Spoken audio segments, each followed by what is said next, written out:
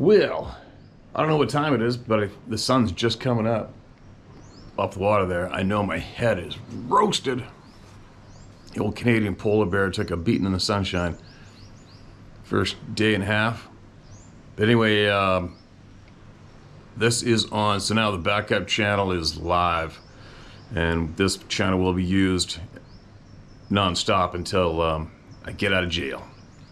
So I guess what happened was I posted up, I've got a hold of, my friend got a hold of me.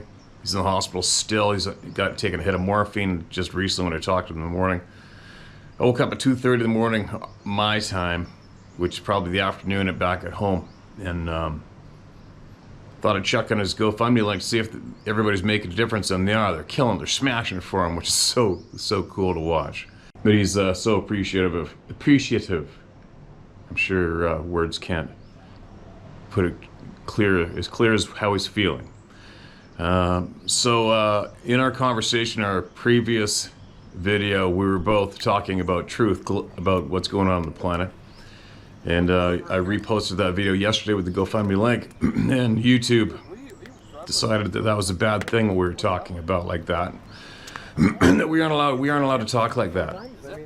So they took the video down, deleted it, it's gone, and they put me in jail on that channel again, because I'm a bad boy. So I will repost that video onto the Rumble channel. I'll also continue to post on this channel. I text Dave Plitus at 2 in the morning asking him to give a shout out to everybody on his channel, because basically we both got the same crowd, to let them know that I am in jail. That channel will be doing absolutely nothing for 2 weeks. I did comment on a couple of comments on it to let anybody know what happened and where the voices will continue to be heard, although that channel is in jail, and that is on this channel, the Roundtable of Knowledge. So if you do have a friend out there somewhere who likes to stay on top of all the emails and hear all the voices shared, you can tell them that this channel is up and kicking it now. So I've got that news out. What else? Sarah was concerned that a lot of people might not be getting their hats delivered right away. And it's funny, she was racing right up until it was 15 minutes for us to leave on a trip, packaging and labeling your mailing addresses and the hats that are getting purchased.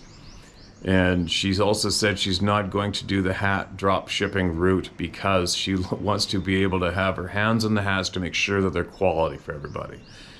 And she doesn't know, she can't control the quality on the other routes. So there you go. She will physically package all your hats and mail them out to you. So I think there were 13 hats left when we had to leave that aren't going to get shipped till she gets home, which is just over a week. So any other people that are ordering the hats, there you go. She won't be able to ship them until she gets home, all right? But you'll get them. She's appreciative of you all ordering those hats through her new little adventure. What else? The Teespring links for all of the Club of No Return items that are going out. They're still going out, I guess. And everybody will be interesting to see those. I wish I could have had it on for our trip, I'll tell you what. But that's still going. Anyways, I will post up. I also did a video yesterday. I shared a few emails while I was sitting here, and I didn't post them up. I thought I'd get all the attention on Jeff and his story, and getting a helping hand out to him. So I will. I'll post up some more emails. I'll post up some more emails here, possibly tag them onto this video, whatever.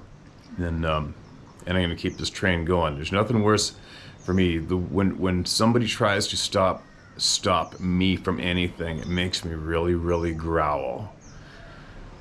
It's a very evil thing to stop the voices of the people. It's an absolute example of pure evil, and it makes me want to do what they don't want me to do, probably 100-fold worse. So anyway, here's my small update, and I'll probably share some emails right now while I'm here, and continue to do that. And be sure to hit up the link for Jeff's GoFundMe and give him a hand. I don't think the $10,000 mark his friend set up for him wasn't enough. I think he needs a lot more than that. So I'm going to do everything I can to try to help him out and get it to him. Appreciate all of you, and keep emailing in your knowledge, your experiences, ShareMyStoryHowToHunt.com. We'll get every frickin' voice heard no matter what. All right? Talk to you shortly. All right. Let's see what we got. Listen to this one. Or these, or whatever I have. Hopefully I can get these through to everybody after I do this. This is titled My First Sasquatch Experience Plus More. Hey Steve, please don't use my name or any other mentioned names or the town list looks in this email. You're free to name the state though. Okay, well for all you people that don't want me to mention something, don't put it in the email, alright? I'd like to start by saying I am a huge fan of what you've been doing with getting this information out there, but I have been listening for a while now and I've finally built up the courage to get my experience out there. My name is blank blank and I'm in a town in northern Wisconsin named which is my town is also okay. You gave me, it's hard, you just gave me a whole bunch of details where you are, what the names are for a whole paragraph, and I can't say a word, and I don't have to be on my all right. So with me being Native American, I am able to shine and harvest deer at night on the reservation. So one night late September, me and one of my buddies were out shining an old logging road, which probably by vehicle would take an hour to an hour and a half to get through. And I guess I'll mention that this logging road or trail is also connected to a dirt road that is going through the middle of the woods. And during the daytime, those woods just feel creepy and you never feel like you're alone. Anyways, we're going down the trail pretty slow, making sure we didn't miss any deer standing there. Off the side of this main logging road are smaller roads, and some of them you could just tell no one has been down them in a while. Well, we passed one of these old trails and I shined my light by this big hemlock tree, and at first I didn't notice, but I seen something with a kind of a humanoid figure with a head and shoulders, but it seemed massive, and it was dark brown in color. It didn't register in my head the first time I seen it, so I focused my light back to that tree and it was gone. After that moment, I got a sick feeling in my gut, like I was being watched. I didn't tell my buddy. I just rolled my window up and drove straight and didn't lay my eyes out of where the headlights were shining. A couple days later, I went out to that spot and looked at the tree and realized this thing had to have been at least 7 feet tall from where I'd seen the top of its head. And ever since then, I've been more aware of my surroundings while in the outdoors. But moved forward about a month, and me and some of my different buddies were out shining a different piece of woods that was on the complete opposite side of the reservation than my first experience. But we were just going along the trail, and all of a sudden I hear this loud, deep howl. Might I mention that I've been in the woods a lot, and I've heard pretty much all the life forms that are active in these woods, either at nighttime or daytime. But, continue, that noise was so close to the truck that I could feel it vibrate also. I also stopped and looked to my buddies to see if they heard it, and they had the look on their faces as if they were terrified and told me to hurry up and get out of that trail, so I did. Now later in the night we ended up getting a deer. While we were getting it, my friend looked at me and said, "Do you feel that?" I said, "What, like we're being watched?" He says, "Yes." We both agreed to hurry up and get the deer field dress. As we were field dressing, we could hear something walking around us in the woods. It was walking back and forth, and every now and then you could hear heavy breathing. Finally we got the deer in the back of the truck, and right as we were about to head out, we heard the same noise as earlier. So we kind of freaked out and left as soon as possible. For the rest of the night we would hear that very low growling noise every so often. Sometimes it was close or a farther distance away. So now we come to my last experience. It was me and my buddy from the first story. We're shining, of course, and we were on the highway heading up to get gas. Right to the end of the headlight beam, there was a dark figure that crossed the road with ease. It had arms and long legs. We could not see the upper portion of the body, but we looked at each other to see if we had seen the same thing. And I'll add that my reservation is only 12 square miles. I also want to add that on October 21, there was a video that surfaced of a potential Bigfoot sighting in a national wetlands area from which my house is an 8-minute drive. Here's the link if you want to check it out. But Steve, I'm grateful for what you do, and even though my experiences are not 100% confirmed as Sasquatch, or are they very exciting, but they definitely put some belief in me. Now, I'm not saying I never believed in the beings, it's just that I've never seen the proof clear as day in front of me, or ever had a good look at it. I do believe there's some being like this out there now, especially after listening to your videos and my own experiences. I think for everything on this platform, to be able to get this out to someone who isn't going to call me crazy or stupid. If you have any questions, just email me back. All the love and support from me. Keep doing what you're doing. Okay, man, gotcha. Listen, you might want to go talk to your elders in your community, all right? I mean, I know of a lot of First Nations people who don't accept these facts. Usually younger. It's usually the younger generations. But we need to get in touch with and keep in touch with our elders.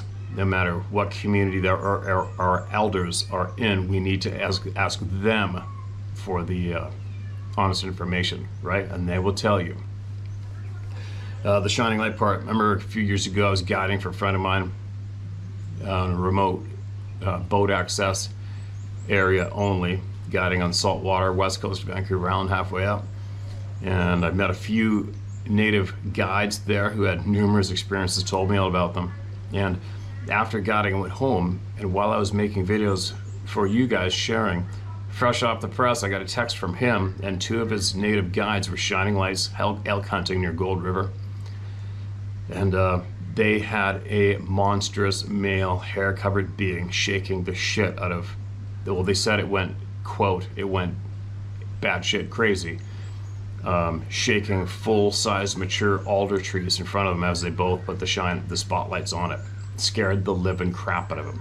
And there was elk nearby too, and they felt like they ruined his hunt or something. So then I know of another group of natives were we call it pit lamping here in British Columbia, shining, pit lamping, and they were pit lamping for deer near Shawnigan Lake, British Columbia, and they're headed toward the San Juan from Shawnigan, and that is basically just kilometers away from my grandfather had his face-to-face, and they had a young one basically screaming its head off, shitting itself. They had the spotlight on it right in the ditch of the road, and it was cowering, screaming. He's just sitting there in the ditch, covering his face, screaming.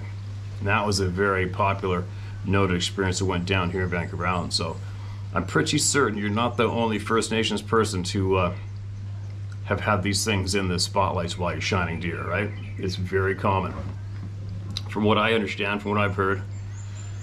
But anyway, thanks for sending that in, man. Be safe out there and send us more, whatever you come across.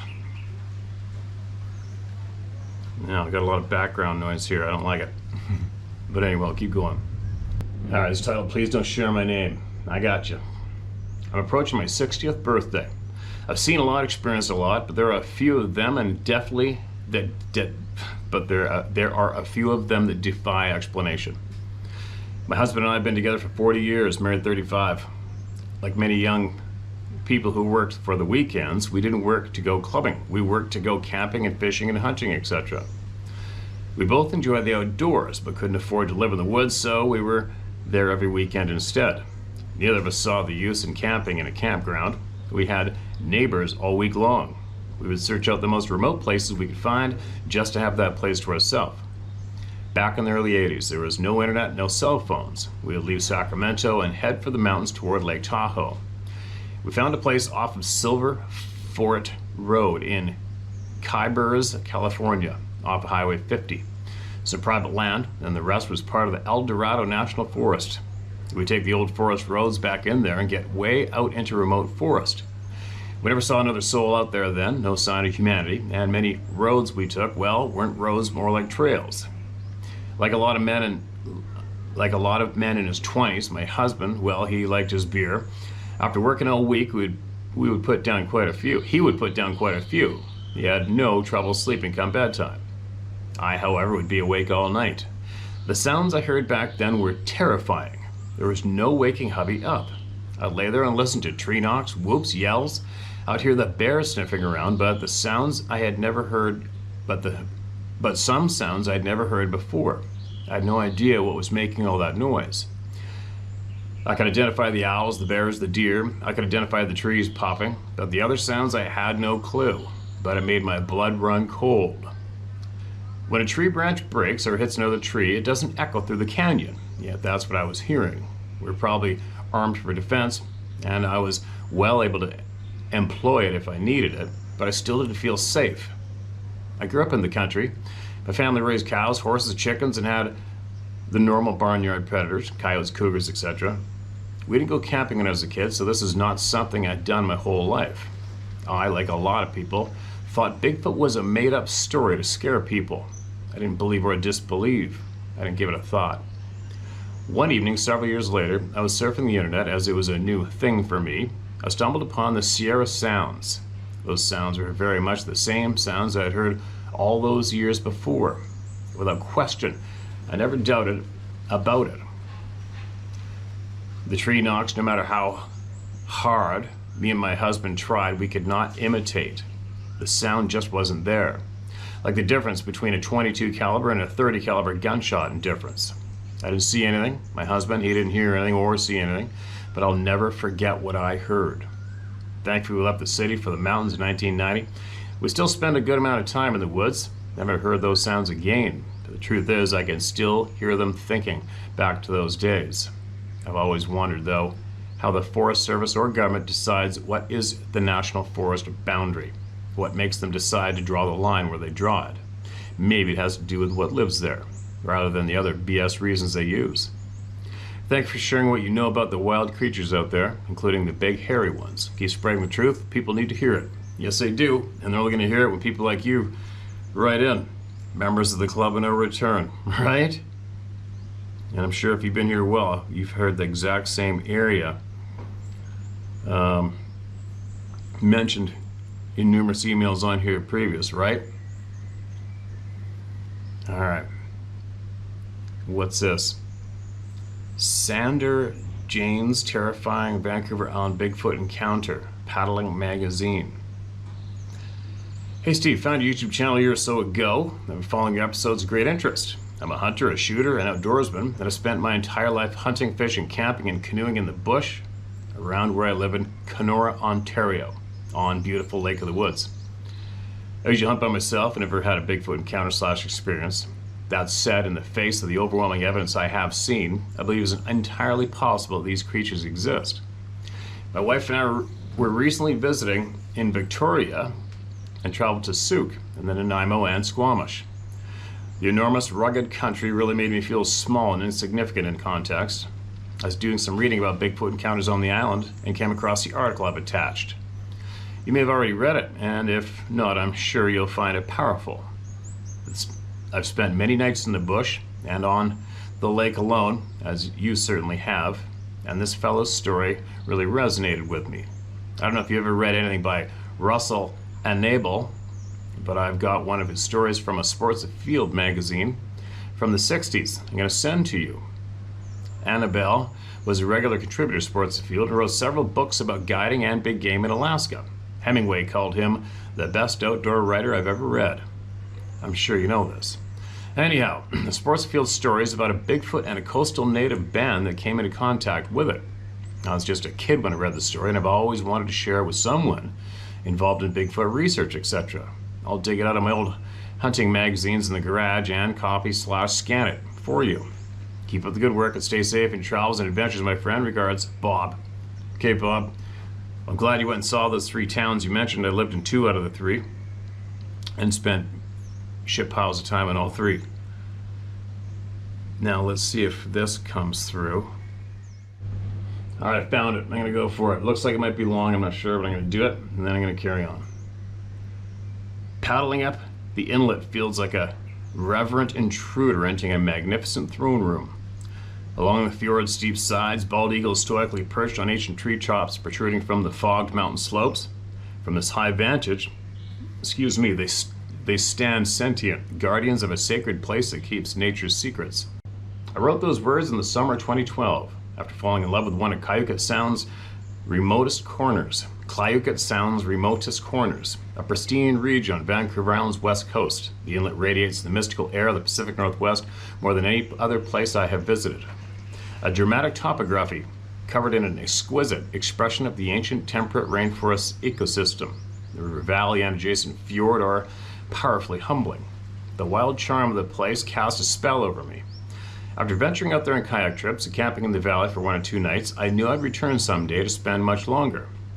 In early summer 2014, everything seemed to fall into place. I prepared for a stay of 1 to 2 months, a solitary hidden cabin clinging to the vastness of the wild scenery and representing the only human trace in this realm would act as a perfect home base. My intention was to explore the nature of wilderness living, tune in with this region's pristine air, observe wildlife, and sharpen my senses in interplay with the natural world. I wanted to deeply connect to the feeling of being in this place and situation rather than exploring the place itself. The spirit of this trip would be quite different from my past wilderness journeys, in that I wasn't looking to go on an ambitious destination-driven adventure. My aim was simply to see what I could learn from being by myself in my favorite wild place. I found myself heading out into the Sound on a sunny morning in mid-July.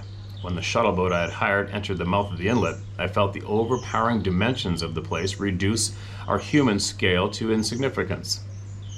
The cabin nestled secretly between the waterline and steep forested mountain slopes behind. I unloaded my kayak and boxes full of gear, waved at the driver, and watched his boat disappear in the distance. This has been my dream for 2 years. I moved into the cabin, settled in, and started the simple, rustic, yet very comfortable and gentle way of wilderness living I'd imagined. The cabin was an ideal home base and a safe shelter.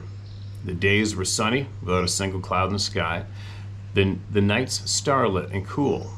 I observed the morning fog lifting off the mountains and the fjord when I awoke, saw the tides roll in and out in front of the cabin, watched the light revealing the many different facets, shades, and moods of my favorite place. In the most wild and abundant places, you rarely see the wildlife, although it is there on its elusive missions, defying human understanding. Here, however, bald eagles, kingfishers, gulls, ducks, seals, sea lions, and river otters revealed themselves quite frequently. The haunting call of a loon traveled across the water from the estuary in the evening, and often I could hear the deep booming of male sooty grouse resounding from deep inside the mountain valleys. I paddled to the river estuary each day and evening, quietly sitting in my kayak, observing and listening. After dark, I ate dinner by candlelight inside the cabin, and then watched on my headlamp to write wildlife reports and journal notes. Later, I lit incense sticks to keep mosquitoes away and fell asleep, comforted by the solitude of this remote place, so used to echoing back at itself without the attendance of a human witness. My mind was free of distractions, and time seemed to stretch. 4 beautiful days of living in the moment felt like weeks. I came to realize that part of the beauty of my favorite place and its appeal to me was its unapproachable seclusion. As much as it was a place of bright beauty, abundance, peace, retreat, and serenity, it also carried an obscure air of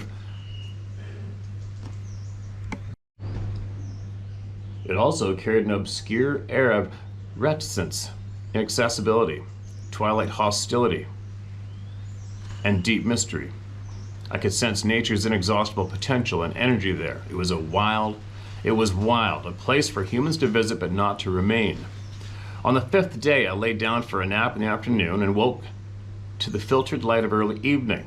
I launched my kayak and went for my customary paddle to the river estuary.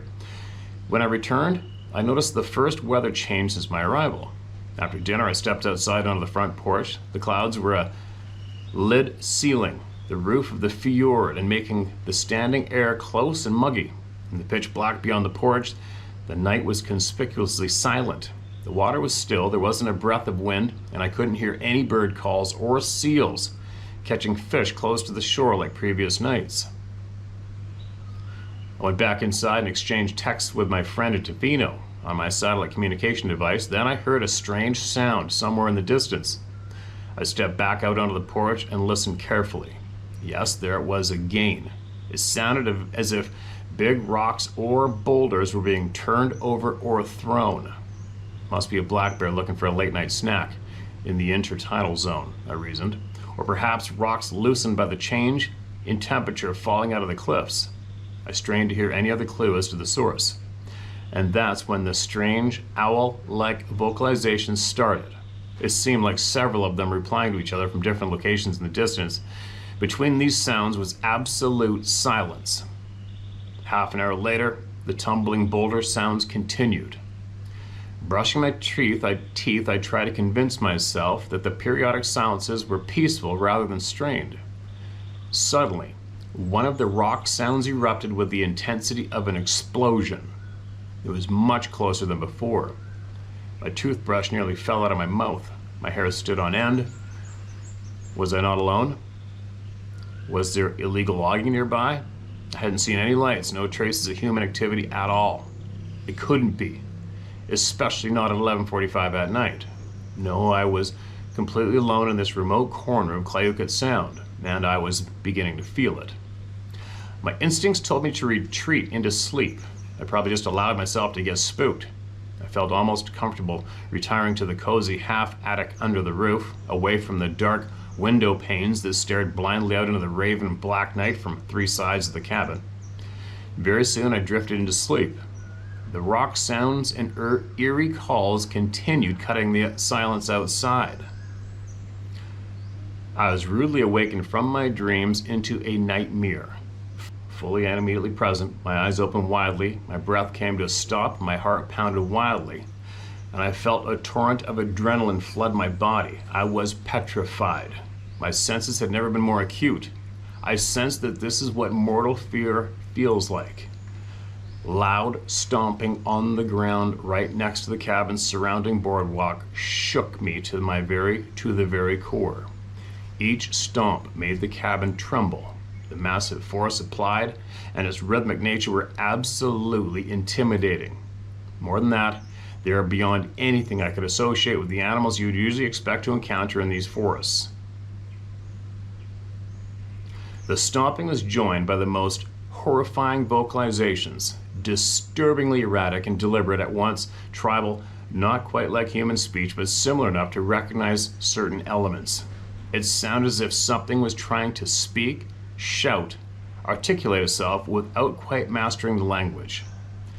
As our senses that are the primary knower of truth, and not our mind, even before my brain jumped in what I thought, my senses understood the message. Clear out, go away, leave, we are here, you cannot be here. After several seconds of this turmoil, I heard them leave with emphatic steps. Two bipedal creatures erratically running off with tremendous speed and agility, each footfall causing the ground and the cabin on it to tremble. Holy shit. I pressed my hands against my ears as hard as I could. I wanted to seal off my senses. I hid under my sleeping bag in the darkness, every muscle in my body strained, fully covered in cold sweat. For the next few hours I remained frozen, still pressing my hands against my ears and vowing that I would leave as soon as the light of dawn released me. My love of adventure stems from challenging situations that make me present in the moment, but this experience was way too visceral, and my passion for adventure faded in those moments. I suddenly yearned to start a life in the city and work on the safe boundary of an office, drawing a heavy curtain around everything that is wild. That night, I tried to send 17 messages on my satellite device, daring only to lift one hand to text my friend 50 kilometers away, "I need pickup right away, please send a float plane." Of course, I didn't have a clear view of the sky from a hideaway under the roof. Still, I prayed that the messages would somehow send through the tiny air circulation window under the gable. I couldn't imagine moving to a more exposed spot. As dawn slowly seeped into the cabin, I carefully allowed my ears to listen again and my eyes to see again. I tentatively climbed down the ladder into the main living area and started packing the most necessary things into a few immersion bags.